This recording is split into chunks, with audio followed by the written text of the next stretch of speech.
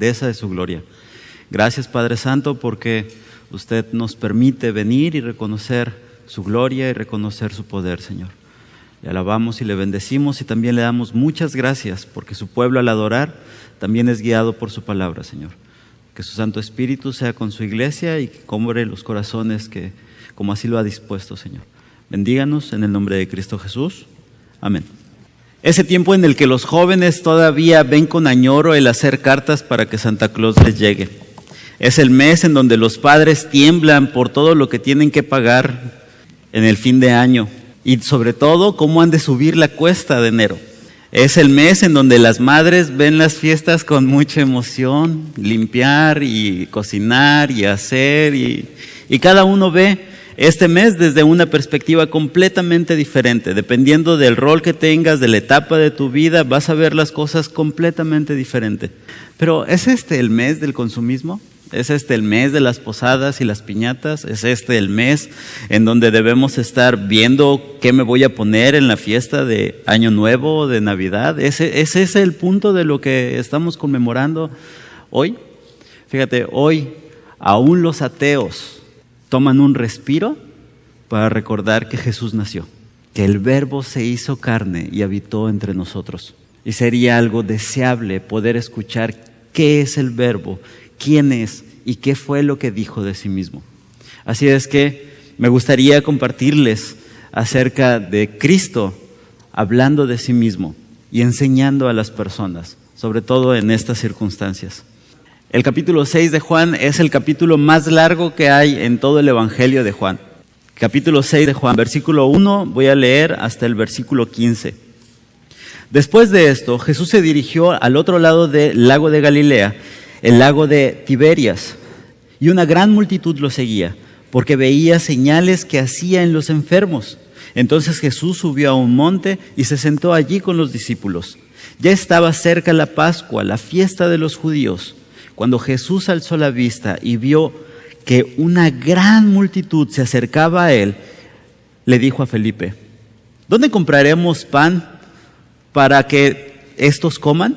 Pero decía esto para ponerlo a prueba, pues él sabía lo que estaba por hacer. Felipe le respondió: ni 200 días de sueldo bastarían para que cada uno de ellos recibiera un poco de pan. Andrés, que era hermano de Simón Pedro y uno de los 12 discípulos, le dijo: aquí está un niño que tiene 5 panes de cebada y 2 pescados pequeños. Pero ¿qué es esto para tanta gente? Entonces Jesús dijo: hagan que la gente se recueste. Había mucha hierba en aquel lugar y se recostaron como 5,000 hombres. Jesús tomó aquellos panes y luego de dar gracias, los repartió entre los discípulos y los discípulos entre los que estaban recostados. Esto mismo hizo con los pescados y les dio cuanto querían. Versículo 12.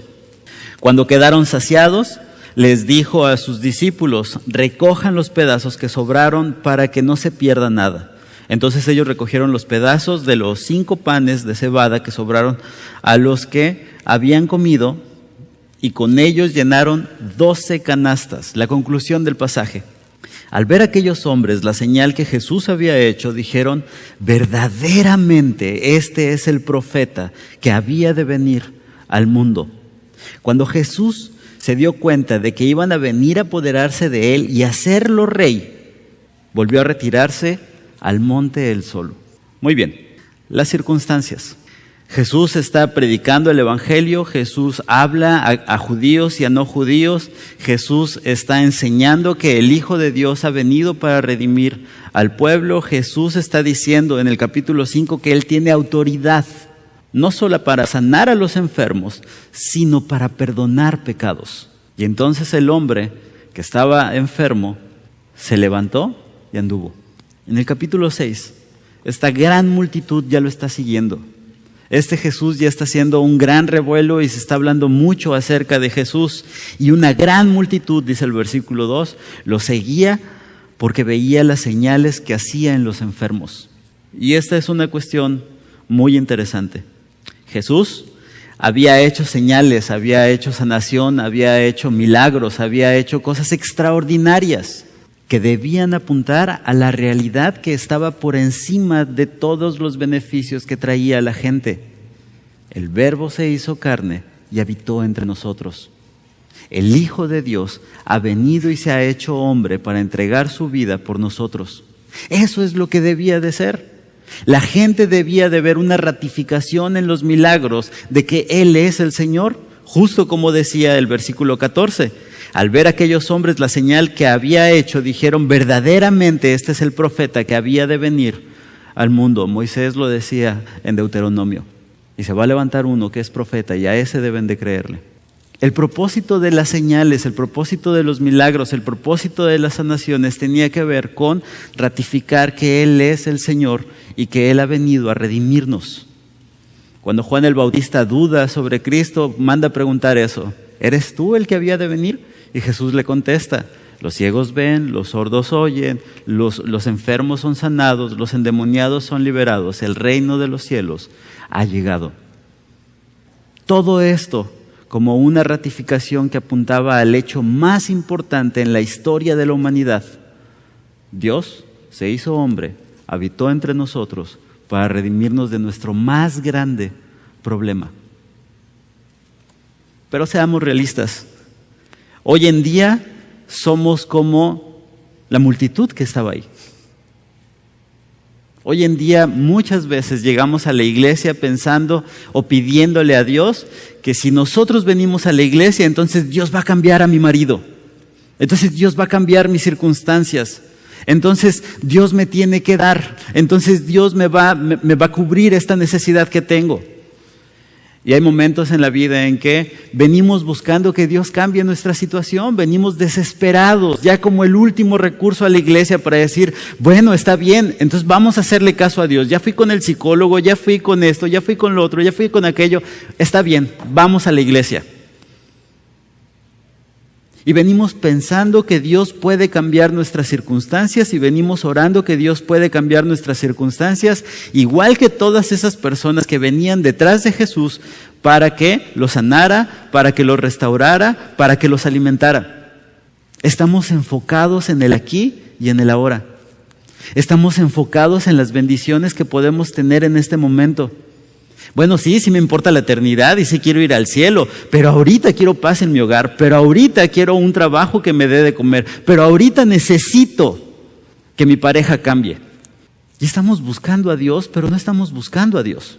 La multitud, dice el versículo 15, cuando Jesús se dio cuenta que iban a venir para apoderarse de Él y hacerlo rey, volvió a retirarse al monte Él solo.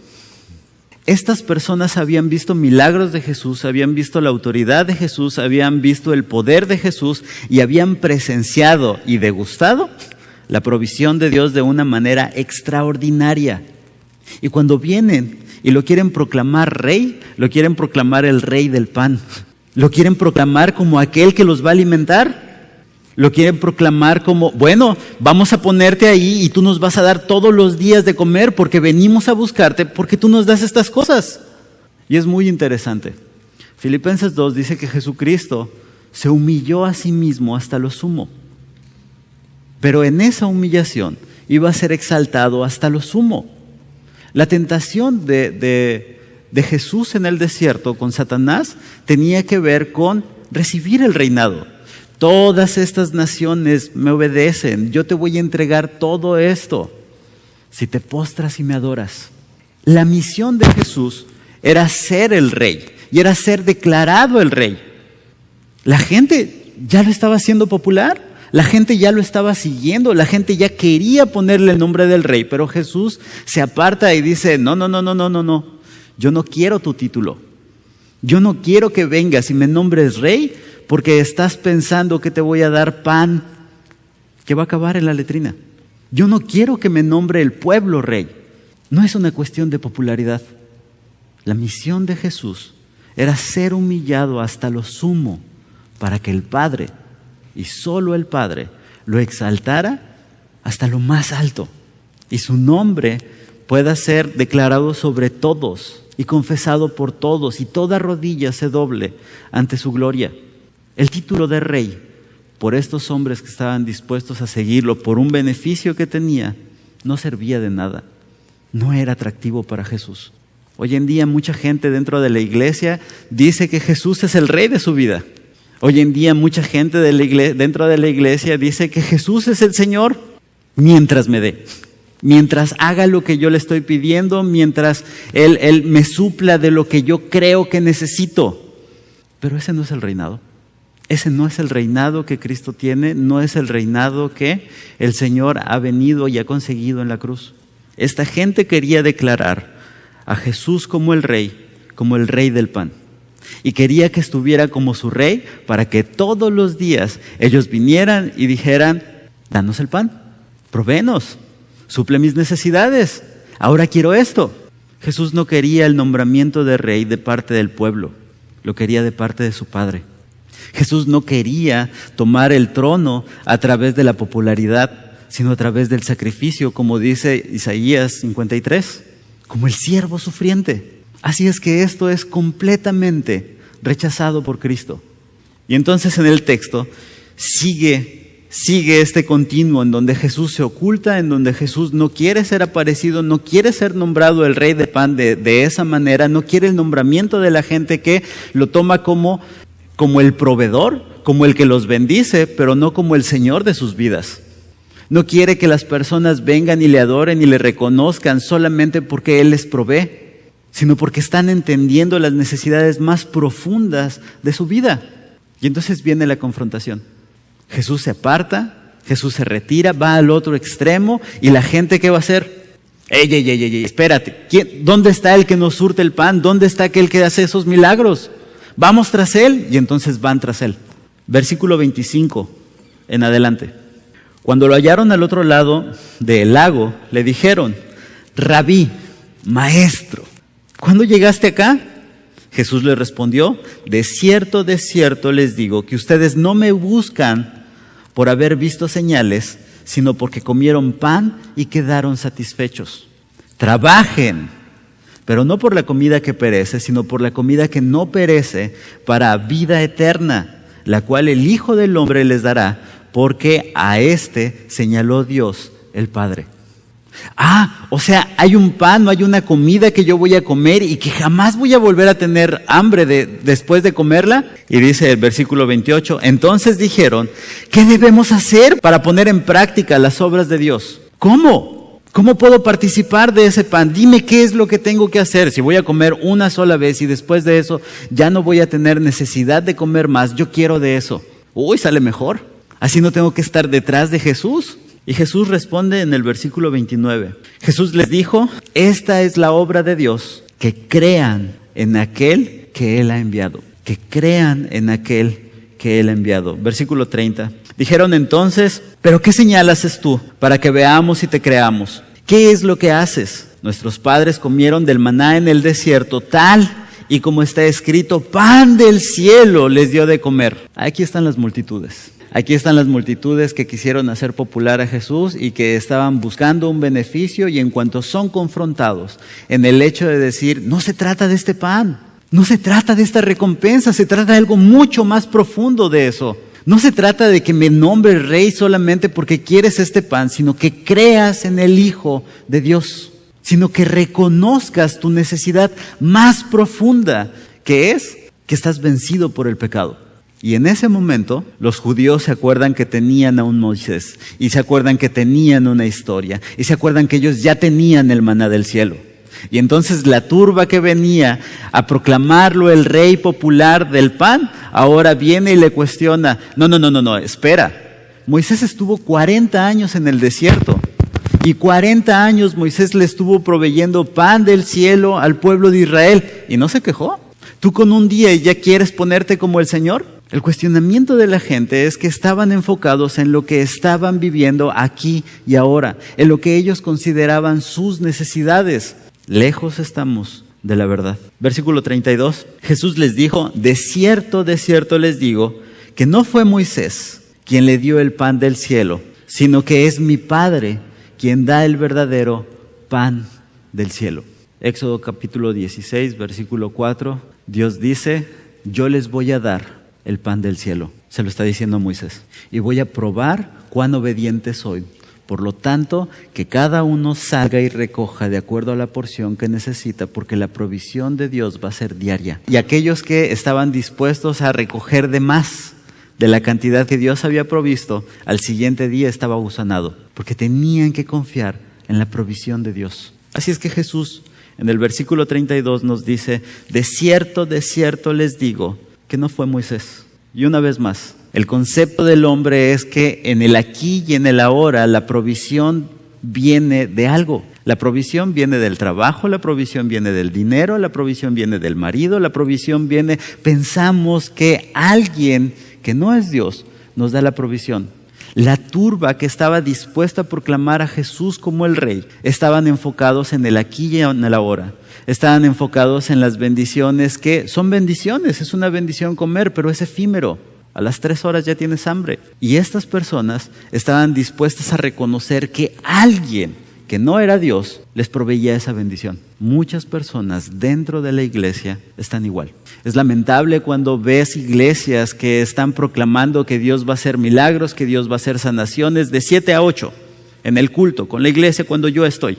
Y entonces va a venir el profeta o entonces va a venir el sanador y él te va a hacer milagros. Y ¿sabes qué? Muchas personas vienen con una fe sincera, justo como la turba que quería proclamar a Jesús como el Rey. Es que necesito que Él se convierta, es que necesito que esto cambie, es que necesito un mejor trabajo. Y si Jesús me lo va a dar de 7 a 8 en tal iglesia, entonces yo voy a ir. La proclamación del Evangelio no es la proclamación de la prosperidad, mis hermanos. La proclamación del Evangelio no se trata de los beneficios que tienes aquí y ahora. La proclamación del Evangelio se trata de la libertad del problema más grande que nosotros podemos tener, que estamos sometidos al pecado. La proclamación del Evangelio es reconocer que Jesucristo y solo Jesucristo es el verdadero pan del cielo. Y esa es la confrontación de Jesús. Versículo 32, voy a leer, dice, de cierto les digo que no fue Moisés quien les dio el pan del cielo, sino que es mi Padre que es quien les da el verdadero pan del cielo. Y el pan de Dios es aquel que descendió del cielo y, escucha esto, da vida al mundo. Da vida al mundo, porque Romanos capítulo 3 nos dice que estábamos muertos en nuestros delitos y pecados y que éramos completamente incapaces de hacer la voluntad de Dios y de estar en paz con Dios. Versículo 34, le dijeron, Señor, danos siempre de este pan. Y Jesús les dijo, yo soy el pan de vida. Y el que a mí viene nunca tendrá hambre, y el que en mí cree no tendrá sed jamás. Porque yo les he dicho que aunque me han visto, no creen. Todo el que el Padre me da, vendrá a mí, y el que a mí viene, no lo echo fuera. La verdadera necesidad que tenemos es que estamos en guerra con Dios. La verdadera necesidad que tenemos es que estamos enfocados en el aquí y en el ahora, que estamos pidiéndole a Dios por las bendiciones de este año y por las bendiciones de cerrar el año y por las bendiciones de subir la cuesta de enero, y estamos enfocados en qué le voy a regalar a mi hijo, qué le voy a regalar a mi hija, cómo voy a hacer para pasar todo esto, cuando la necesidad que tenemos es tan profunda. Porque no podemos luchar contra el pecado, porque no podemos vencer al pecado en nuestras propias fuerzas. Porque cuando decimos, ahora sí Dios, ahora sí voy a ir todos los domingos a la iglesia, ahora sí voy a orar todos los días, ahora sí no voy a, ya pequé. Y estás en una constante necesidad de la gracia de Dios. Podemos venir a la iglesia y podemos declarar que Jesús es nuestro proveedor, y podemos declarar que Jesús es Dios, y podemos declarar que Jesús es bueno con nosotros y que Él suple nuestras necesidades. Pero puede que no queramos reconocer que lo que verdaderamente necesitamos es ser limpiados del pecado. Jesús dijo, he venido para dar mi vida. Tu reconciliación con el Padre costó la vida del Hijo de Dios. Tu perdón de pecado costó la sangre de Cristo. El verdadero pan, quien suple, quien reconcilia, quien establece la paz, quien nos permite tener la seguridad para toda la eternidad, en donde no vamos a tener inseguridad, en donde no vamos a tener miedo si soy hijo de Dios o no soy hijo de Dios. Es solo Jesucristo. Es que ¿qué tal si pierdo la salvación? No hay eso, porque cuando comes de ese pan, entonces quedas saciado para siempre. No hay necesidad de algo más. El problema con la iglesia en el primer siglo era precisamente eso. Había hombres que se metían dentro de la iglesia y que decían, sí, es Jesús más la circuncisión, sí, es Jesús más ciertos ritos, es Jesús más hacer otras cosas. Pero cuando conoces al verdadero pan, cuando conoces a aquel que Dios ha suplido para cubrir toda tu necesidad de estar en paz con Él, entonces no hay necesidad de nada más. Es Jesucristo y solo Jesucristo, mis hermanos. Porque yo he descendido, versículo 38, porque yo no he descendido del cielo para hacer mi voluntad, sino la voluntad de Él que me envió. Y esta es la voluntad del que me envió, que todo aquel que me dio, yo no pierda nada, sino que lo resucite en el día final. Y esta es la voluntad del Padre, que todo aquel que vea al Hijo y cree en Él, tenga vida eterna, y yo lo resucitaré en el día final. Cristo es la provisión del Padre. Cristo es la provisión del Padre, no solamente para las necesidades del aquí y el ahora. Cristo es la provisión del Padre para que estemos en paz, para que seamos redimidos y seamos rescatados. Hermanos, cuando Jesús se levanta delante de esta turba que lo quiere nombrar rey y que después cuestiona su autoridad y les dice, yo soy el pan de vida, les estaba diciendo, a quien verdaderamente necesitas es a mí. Y quisiera preguntarte, ¿cómo estás respecto a lo que crees que necesitas, que no es el pan de vida? ¿Cómo estás inmerso en tus negocios? ¿O cómo estás inmerso en tus finanzas? ¿O cómo estás inmerso en tus roles familiares? ¿O cómo estás inmerso en todas estas cosas que te están desviando de reconocer la gloria de Cristo, de que el Verbo se hizo carne, habitó entre nosotros para ver toda su gloria? Dime, ¿cuáles son las circunstancias que te están distrayendo y que estás viniendo con Dios constantemente y le estás diciendo, pero Señor, dame, pero Señor, quítame, pero Señor, cambia? Si Dios te ha puesto en esas circunstancias, es para que glorifiques su nombre en medio de esas circunstancias. Es para que dependas de Él y reconozcas de Él.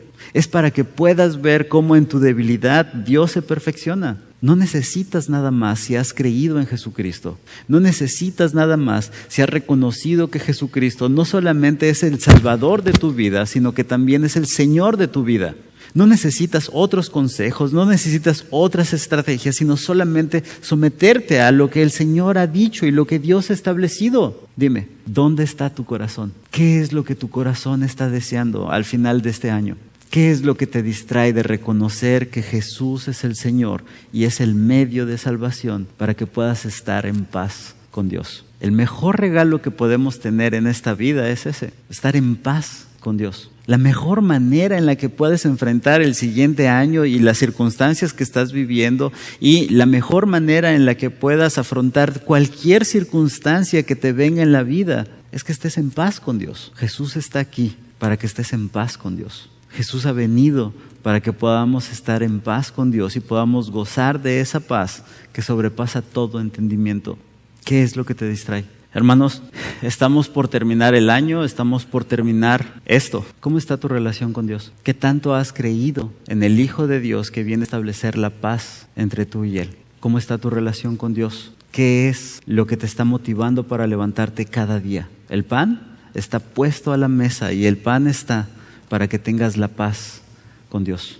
Les invito a orar. Amado Padre Celestial, muchas gracias porque ante las necesidades que podemos ver, usted nos ha dado del pan verdadero. Muchas gracias, Padre, porque en usted tenemos suplidas todas nuestras necesidades y todo lo que nosotros pudiéramos ver. Señor bendito, que vengamos delante de usted para reconocerle como el Señor, que vengamos delante de usted para reconocerle como el Salvador, y no solamente como aquel que nos provee, sino también como que es el Señor de nuestras vidas. Bendíganos, Padre Santo, sea con nosotros. En el nombre de Cristo Jesús. Amén.